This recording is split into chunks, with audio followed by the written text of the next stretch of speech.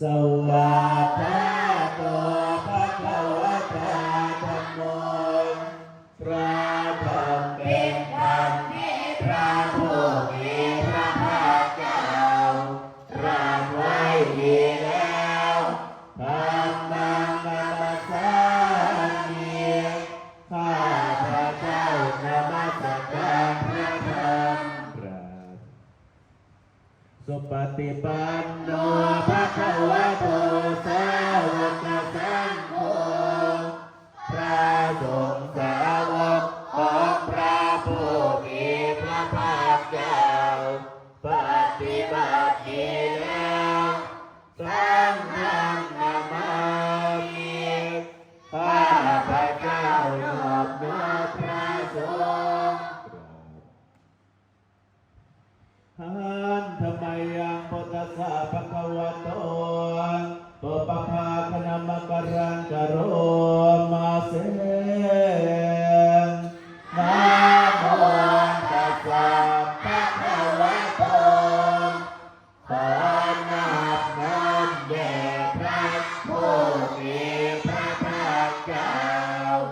พระองค์นั้นอรหันโตซึ่งเป็นผู้ไกลจากกิเลสสัมมาสัมพุทธัสสะตรัสรู้ชอบได้โดยพระองค์เองนะโมตัสสะภะคะวะโตขอ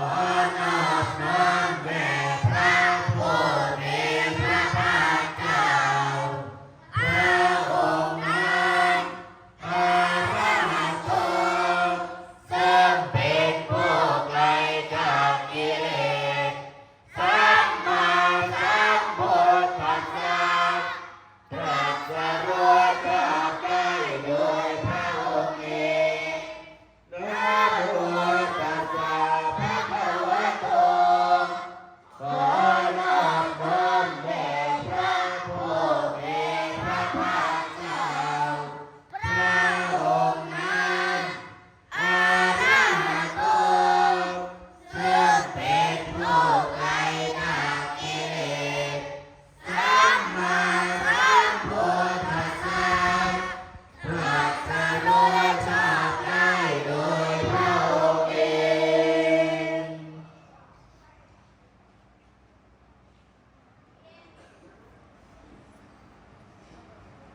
สวดได้ด้วยเนาะ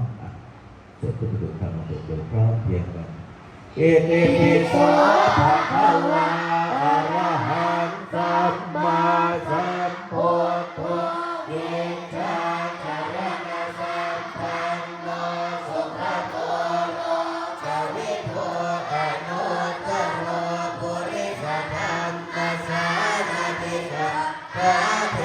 วมนุษย์สานังพุทโธภควาติสวากขาโตภควตาธัมโมสัพเพทิโกอัตตาลิโกเยหิปัสสิโกปนายิโกตังกะตังเวทิตังโอวิญโยหิทิสุปฏิปันโนภะคะวะโตสาวกสังโฆอุชุปฏิปันโนภะคะวะโตสาวกสังโฆญาญาปฏิปันโนภะคะวะโตสาวกสังโฆสเมติปฏิปันโนภะคะวะโตสาวกสังโฆญาติตังกัตตาริปุริสายุคานิหัตถะปุริสาภูคาลาเอสะภะคะวะโตสาวกสังโฆอาหุนายโยพาหุนายโยทักขินา